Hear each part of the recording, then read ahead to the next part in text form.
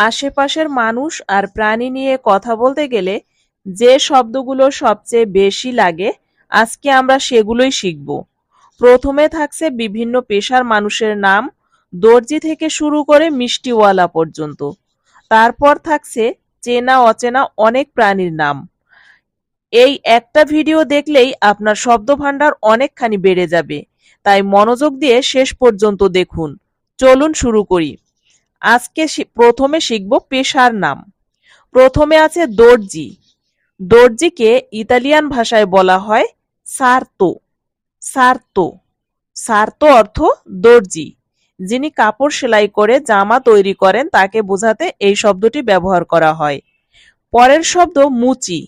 মুচিকে Italian ভাষায় বলা হয় কালসোলাইও। কালসোলাইও কালসোলাইও অর্থ কি? মুচি। যিনি জুতা তৈরি বা মেরামত করেন তাকে বোঝাতে ব্যবহৃত হয় এই শব্দটি। পরের শব্দ হলো নাপিত। নাপিতকে ইতালিয়ান ভাষায় বলা হয় বারবিয়েরে। বারবিয়েরে বারবিয়েরে অর্থ কি? নাপিত। যিনি চুল ও দাড়ি কাটার কাজ করেন তাকে বোঝাতে ব্যবহার হয়। পরের শব্দটি হলো কসাই। এর ইতালিয়ান শব্দ হবে মাচেল্লাইও। মাচেল্লাইও মাচেল্লাইও অর্থ কসাই। যিনি মাংস কেটে বিক্রি করেন তাকে বোঝাতে ব্যবহার হয়। পরের শব্দটি হলো জহুরি। জহুরিকে ইতালিয়ান ভাষায় বলা হয় জিওয়েল্লিয়েরে। জিওয়েল্লিয়েরে জিওয়েল্লিয়েরে অর্থ কি? জহুরি। যিনি মূল্যবান পাথর ও গহনা দিয়ে কাজ করেন তাকে বোঝাতে এই শব্দটি ব্যবহার করা হয়। কি বলা হয় ইতালিয়ান ভাষায়? জিওয়েল্লিয়েরে। পরের শব্দটি হলো কৃষক। কৃষককে ইতালিয়ান ভাষায় বলতে হয় কন্তাদিনো। কন্তাদিনো কন্তাদিনো অর্থ কি? কৃষক। যিনি জমিতে চাষাবাদ করেন তাকে বোঝাতে এই শব্দ ব্যবহার করা হয়। পরের শব্দ হলো মাঝি। মাঝিকে ইতালিয়ান ভাষায় বলা হয় বারকাইওলো। বারকাইওলো বারকাইওলো অর্থ কি? মাঝি। যিনি নৌকা চালান তাকে বোঝাতে এই শব্দটি ব্যবহার করতে হয়। পরের শব্দ হলো ফেরিওয়ালা। ফেরিওয়ালাকে ইতালিয়ান ভাষায় বলা হয় ভেন্দিতোরে আম্বুলান্তে। ভেন্দিতোরে আম্বুলান্তে ভেন্দিতোরে আম্বুলান্তে অর্থ কি বলুন তো? ফেরিওয়ালা। হ্যাঁ, ফেরিওয়ালাকে ইতালিয়ান ভাষায় বলতে হয় ভেন্দিতোরে আম্বুলান্তে। যিনি ঘুরে ঘুরে জিনিসপত্র বিক্রি করেন তাকে এই শব্দটি বলতে হয়। পরের শব্দ হলো স্বর্ণকার। স্বর্ণকার এর ইতালিয়ান শব্দ হবে ওরাফো। ওরাফো ওরাফো অর্থ কি? স্বর্ণকার। যিনি সোনার গহনা তৈরি করেন তাকে বোঝাতে এটি ব্যবহার করতে হয়। পরের শব্দটি হলো কামার। কামার এর ইতালিয়ান শব্দ হবে ফাব্রো।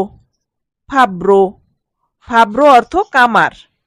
যিনি লোহা পিটিয়ে বিভিন্ন জিনিসপত্র তৈরি করেন তাকে বোঝাতে এটি ব্যবহার করতে হয়। পরের শব্দটি হলো জেলে। জেলেকে ইতালিয়ান ভাষায় বলতে হয় পেসকাতোরে। পেসকাতোরে পেসকাতোরে অর্থ জেলে। যিনি মাছ ধরার কাজ করেন তাকে বোঝাতে এটি ব্যবহার করতে হয়। 12টা পেশার নাম শেখা হয়ে গেল, আর মাত্র 3টা পেশা বাকি। তারপরই শুরু হবে মজার প্রাণীর নাম। কমেন্টে লিখুন চলছে আর দেখতে থাকুন। এরপরে আছে ডাকপিয়ন। ডাকপিয়নকে ইতালিয়ান ভাষায় বলতে হবে পোস্তিনো। পোস্তিনো পোস্তিনো অর্থ ডাকপিয়ন। যিনি ঘরে ঘরে চিঠি পৌঁছে দেন তাকে বোঝাতে এই শব্দটি ব্যবহার করতে হয়। এরপরে আছে দোকানদার। দোকানদারকে ইতালিয়ান ভাষায় আমরা কি বলি? নেগোসিয়ান্তে। নেগোসিয়ান্তে নেগোসিয়ান্তে অর্থ কি বলুন তো? দোকানদার। যিনি দোকান চালান তাকে বোঝাতে ব্যবহার করা হয়। পরের শব্দটি হলো মিষ্টিওয়ালা। মিষ্টিওয়ালাকে ইতালিয়ান ভাষায় বলতে হয় পাস্তিচিয়েরে। পাস্তিচিয়েরে পাস্তিচিয়েরে পাস্তিচিয়েরে অর্থ মিষ্টিওয়ালা। যিনি মিষ্টান্ন তৈরি করে বিক্রি করেন তাকে বোঝাতে ব্যবহার হয়। এখন আমরা শিখব প্রাণীর নাম। প্রথমে আছে মাছ। মাছকে ইতালিয়ান ভাষায় বলতে হয় পেশে। পেশে পেশে অর্থ মাছ। পানিতে বসবাসকারী প্রাণী বোঝাতে ব্যবহার করা হয়। পরের শব্দটি হলো শিয়াল। শিয়াল এর ইতালিয়ান নাম হলো ভোলপে। ভোলপে, ভোলপে অর্থ শিয়াল। চতুর স্বভাবের একটি বন্য প্রাণী বোঝাতে ব্যবহার করা হয়। এর পরে যে অ্যানিমালটি রয়েছে সেটি হলো ব্যাং। ব্যাংকে ইতালিয়ান ভাষায় বলা হয় রানা। রানা, রানা মানে ব্যাং। পানি ও ডাঙা উভয় জায়গায় থাকতে পারে এমন উভয়চর প্রাণী বোঝাতে এটি ব্যবহার করা হয়। এর পরের প্রাণী হলো ছাগল। ছাগল এর ইতালিয়ান নাম হচ্ছে কাপ্রা। কাপ্রা, কাপ্রা অর্থ কি? কাপ্রা অর্থ ছাগল। গৃহপালিত একটি প্রাণী বোঝাতে এটি ব্যবহার করা হয়। এর পরের প্রাণীটি হচ্ছে ঘোড়া। ঘোড়াকে ইতালিয়ান ভাষায় বলতে হয় কাভাল্লো। কাভাল্লো, কাভাল্লো অর্থ ঘোড়া। দ্রুতগতির একটি বাহন প্রাণী বোঝাতে ব্যবহার করা হয়।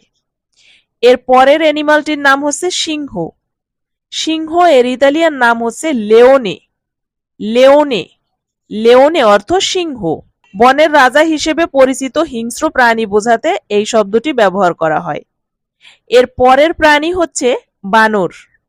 বানর এর ইতালিয়ান নাম হচ্ছে সিম্মিয়া। সিম্মিয়া, সিম্মিয়া অর্থ কি?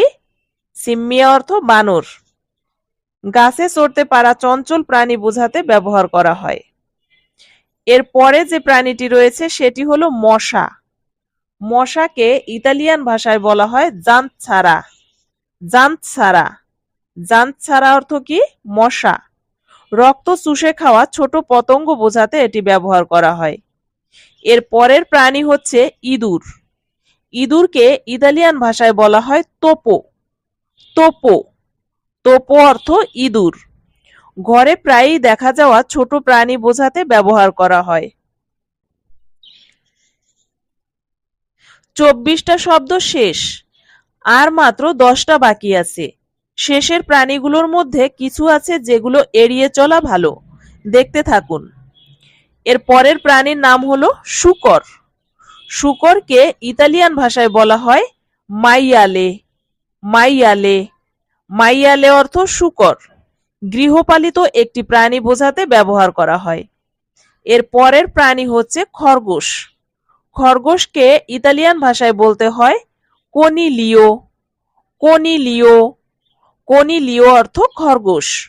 লম্বা কান বিশিষ্ট নরম লোমের প্রাণী বোঝাতে এটি ব্যবহার করা হয়। এর পরের প্রাণী হচ্ছে বিচ্ছু। বিচ্ছু এর ইতালিয়ান নাম হচ্ছে স্করপিওনে। স্করপিওনে, স্করপিওনে অর্থ কি? বিচ্ছু। বিষাক্ত হুল থাকা প্রাণী বোঝাতে এটি বলা হয়। এর পরের প্রাণীর নাম হচ্ছে ভেড়া। ভেড়াকে ইতালিয়ান ভাষায় বলতে হয় পেকোরা। পেকোরা, পেকোরা অর্থ ভেড়া।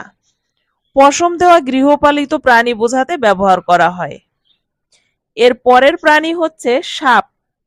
সাপের ইতালিয়ান নাম হবে সেরপেন্তে। সেরপেন্তে, সেরপেন্তে অর্থ সাপ। লম্বা ও পা বিহীন সরীসৃপ প্রাণী বোঝাতে ব্যবহার করা হয়। এর পরে যে প্রাণীটি রয়েছে সেটি হলো মাকড়সা। মাকড়সা এর ইতালিয়ান নাম হবে রান্নিও। রান্নিও, রান্নিও অর্থ মাকড়সা। 8টি পা বিশিষ্ট জাল বুনতে পারা প্রাণী বোঝাতে এই শব্দটি বলতে হয়। এখন রয়েছে আরো কিছু গুরুত্বপূর্ণ শব্দ। বছর। বছরকে ইতালিয়ান ভাষায় বলা হয় আন্নো। আন্নো সময়ের একটি বড় একক বোঝাতে ব্যবহার হয়। 12 মাস মিলিয়ে 1 বছর হয়। এরপরে রয়েছে খেলা। খেলাকে ইতালিয়ান ভাষায় বলতে হবে জিওকো। জিওকো, জিওকো অর্থ কি? খেলা। আনন্দ ও বিনোদনের জন্য করা কোনো কার্যকলাপকে বোঝাতে এটি বলতে হয়। এরপরে রাত। রাতকে ইতালিয়ান ভাষায় বলতে হয় নোত্তে। নোত্তে, নোত্তে অর্থ রাত। দিনের অন্ধকার সময় বোঝাতে ব্যবহার করা হয়। এর পরের শব্দটি কথা। কথা এর ইতালিয়ান শব্দ হবে পারোলা। পারোলা, পারোলা অর্থ কথা। মুখে বলা শব্দ বা বাক্য বোঝাতে ব্যবহার করা হয়। তো এই ছিল পেশা ও প্রাণীর নাম নিয়ে 34টি গুরুত্বপূর্ণ শব্দ। কোন শব্দটা আপনার সবচেয়ে বেশি মনে থাকবে কমেন্টে জানান। ভিডিওটা উপকারী মনে হলে লাইক দিয়ে সাবস্ক্রাইব করে রাখুন, কারণ এরকম আরো শব্দভান্ডার নিয়ে ভিডিও শীঘ্রই আসছে। দেখা হবে আবার পরের ক্লাসে। ততক্ষণ পর্যন্ত সবাই আজকের ক্লাসটি বারবার প্র্যাকটিস করুন।